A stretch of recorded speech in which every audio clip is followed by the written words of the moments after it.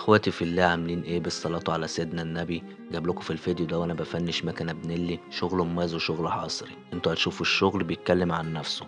فعايزك لو اول مرة تشوفني ومش مشترك على قناتي، اشترك وفعل الجرس عشان يوصلك كل جديد. ما تنساش تدوس اعجاب وتعمل مشاركة للفيديو، تدل الشغل والمجهود اللي انا بقدمه. سيبكم تتفرجوا، مستني رايكم في التعليقات.